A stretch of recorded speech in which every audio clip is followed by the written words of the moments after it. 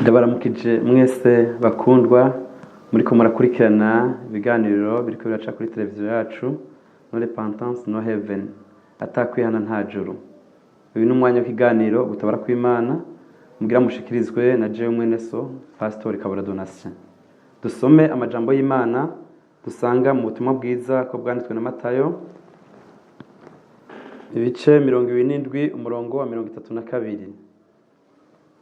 Dusome ubutumwa bwiza ko bwanditswe na Matayo ibice 27 umurongo wa 32. Haravuga ngo ukubambwa kwa Yesu. Bakirenga irembo bahura n'umunyakurene yitwa Simoni. Uyo baramufata kugira ngo amutwaze umusaraba. Amen. Niri jambo ry'Imana. Imana ashize ku mutima wanjye ngo dusangire kuba ariko n'abari hafi abariko baradukurikirana. N'amajambo avuzwe ku mwami wacu Yesu.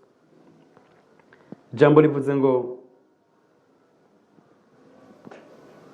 bakimufata barenze irembo aha bari bamukuye mu iboma.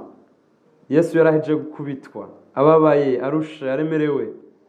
Jambo riravuga ngo si ivyo gusa, bamwikoreza umusaraba kugira ngo baje Golgotha aho bari bateguye kumubambiraho. Ariko hari ikintu ngomba kutuvugana bice muri jambo ry'Imana. Imana ishimwe kandi Imana ihabwa icubahiro. Yesu baramukubise, Yesu baramubabaje, bari mwiboma. Urugendo rwo kuva aho Yesu yakubitiwe gushika Golgotha byari ibirometero 11. Kandi umusaraba bari bikoreje Yesu wapima ibiro 37. Ni ukuvuga ngo kuva aho Yesu yari yakubitiwe gushika Golgotha rwari urugendo rurerure. Ariko ijambo ryavuze ngo bagisohoka mwiboma, bagisohoka aho bari baheje kumukubitira ngo bahura n'umuntu yitwa Simoni umunyakurene. Ijambo rivuze ngo uyo baramufata ngo amwakira umusaraba, ngo bamwikoreze umusaraba. Ijambo Imana yashize ku mutima wanje niri rivuga ngo hariho umuntu Imana yateguye kukwakira umusaraba. Imana ihabwa icubahiro kandi Imana ishigwe hejuru. Kuba ariko baranyumviriza, hariho umuntu Imana yateguye ku buzima bwawe wo kukwakira umusaraba. Imana yakuntumye ko kuko irazi bikuremereye, irazi bikuruhije. Nimwiyumvire aba baherezi bagira impuhwe Yesu, nibo bari baheje kumukubitisha, ariko bahari urugendo rwo kuva aho bari baheje kumukubitira gushika Golgotha. Babona urugendo ni rurerure, umusaraba uraremereye. Bafata Simoni, hari cyo ngomba kutuvugana muri aka kanya. Uyu Simoni yari yamenye vyabaye, kandi uyu Simoni simpuhwe yagiriye Yesu, ariko yahawe itegeko. Nagomba ndagutangariza muntu w'Imana uri kuranyumviriza, hariho itegeko Imana igira itange ku buzima bwawe. Hari umuntu Imana igira itange ku buzima bwawe aje kugufasha, aje kugutwaza umusaraba. Imana ihabwa icubahiro kandi Imana ishigwe hejuru. Nimba warakiriye Yesu umwami n'umukiza, Imana ishobora kurekana uwo musaraba ngo kuremere. Imisaraba iri buryo bwinshi. Hari umusaraba w'ubukene, umusaraba w'ingwara, umusaraba sinzi umusaraba kuremereye, ariko ndagutangariza biciye muri ijambo ry'Imana. Haleluya. Hariho umuntu Imana yateguye, kandi uwo muntu murahura nawe akwakira umusaraba. Imana ishimwe kandi Imana ishigwe hejuru. Nagomba kurangiza ndagutangarije igihe ca Eliya amaze gutumwa. Jambo ry'Imana rivuga muri kiriya gihe c'inzara yarungitswe Zarifati ku mupfakazi. Imana imutegurira umuntu azomutunga mu gihe c'inzara, kandi niko vyagenze. Kakonga kamaze gukama Keriti arungitswe ku mupfakazi, aho niho Eliya yatungiwe. Nagomba ndagutangariza muntu w'Imana kuranyumviriza, nkuko Eliya yatunzwe n'umupfakazi, hariho umuntu Imana yateguye. We ni wizigira ijambo ry'Imana ariko ravuga. Uwo muntu Imana yateguye ko kwakira umusaraba, kandi arawushikana mu kibanza ategeza kuwushikana. Nyemere uvuge ngo amena. Imbere yo gusenga ndagutangaza nshuti mukundwa, wizigira Imana gusa. Irabona ivyo urimwo, irabona ibikuremereye, irazi bikuriza. Hariho umuntu Imana yateguye.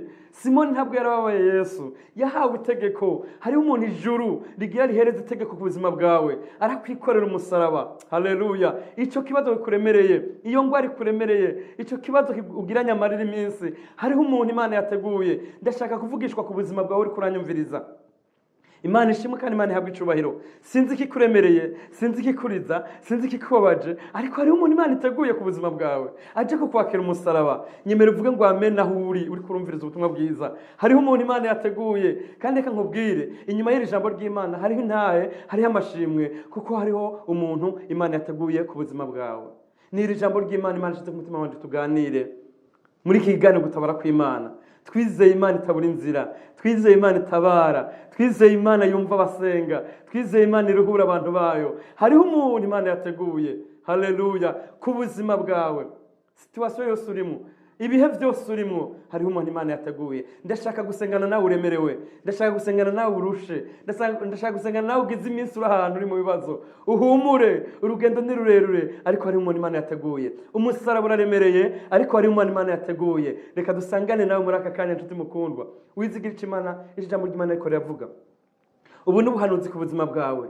Imana ntiburi kubigenza, ntiburi inzira. Wizigire, wizere iki jambo ry'Imana riko riravuga. Inyuma y'iri jambo ry'Imana hariho impact.